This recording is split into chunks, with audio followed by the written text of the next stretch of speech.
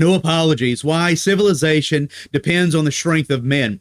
That's a book that I recently read. Outstanding book. I wanted to make a really quick video about it, reaction sort of a video, tell you a little bit about it, and basically encourage folks to read it, especially men, especially young men. I was really encouraged by it. It was one of those books I really enjoyed reading it. One of the most enjoyable books that I've read in a while, and encouraging and motivating, and all the rest. It really made you want to go out and do something, accomplish something. And that's really the premise of the book, why civilization depends upon the strength of men. And when he says strength, he means literal strength, physical strength, but also other types of strengths that men have. He starts out the book, basically the opening, he says, this is a book that should not have to be written, but here we are, questioning the difference between men and women and all the rest, something that for centuries, millennia, has just been obvious, is now in recent modern times being called into question. And he just makes an argument for that civilization could not have existed and would not have existed without the strength of men. Down to things like concrete things, like buildings and bridges and roads and all the rest. Those things are built by the strength of men. And so he takes, especially the first chapter or so, talking about that and making some distinctions, stating some of the obvious things. I liked one anecdote he tells about, a World Cup women's soccer team, losing to a boys soccer team, a high school boys soccer team, just a mediocre high school team beat the women's World Cup, and that's how it is. And, you can imagine women in the NFL, you would not wonder if they won or not. You wouldn't even wonder, you'd wonder if they survived, it's just the difference between men and women are so obvious. And he deals with it in a reality. There are some women that are stronger than some men, but by and large, by drastic and large, a 14-year-old boy, sometimes a 10-year-old boy, surpasses the strength of his mother. By the time he's 12, 14, 17, by far surpasses the strength of his mother. That's just how it is. And like the title of the book says, there, he makes no apology for that.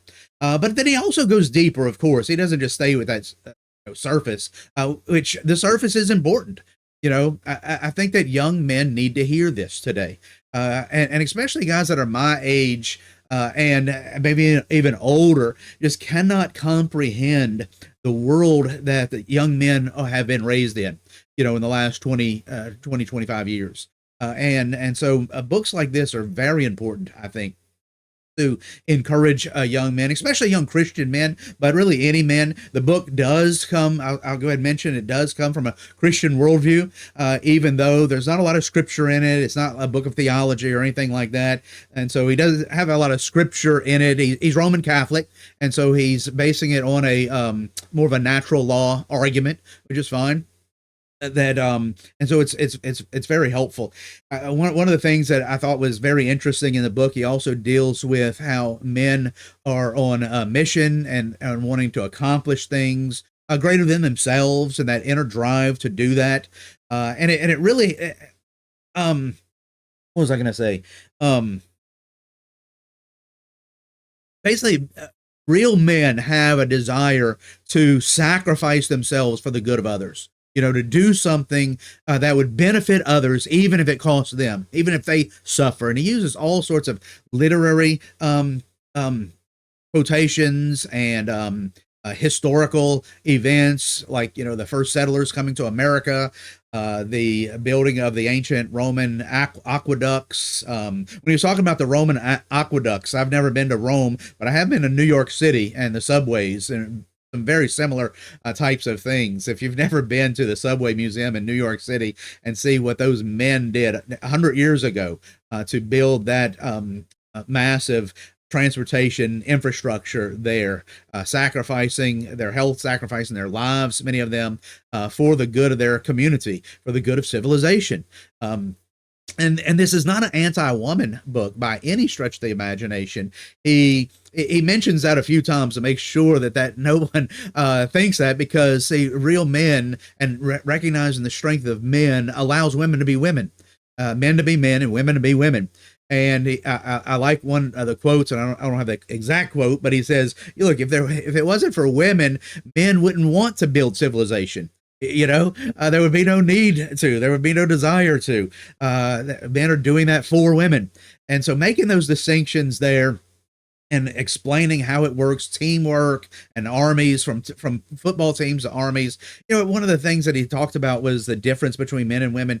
Think about, if you're driving down the road and you see a park and some kids out there playing touch football, just a pickup game of touch football, or in the streets, like we used to do when we was kids in Baton Rouge. Those are usually boys. Girls aren't going to do that. Sure, there's high school athletics and college athletics and even professional athletics for women, for females.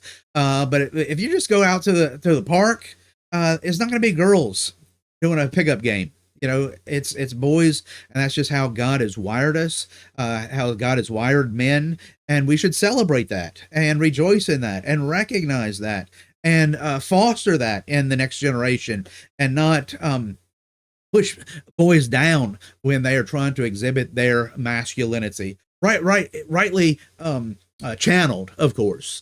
He doesn't go into a lot of how those same desires and impetus can be distorted. He does mention that some, but and so he's dealing with it in a reality there. It is a great book that I would encourage you to read, especially young men. I would really encourage you to read.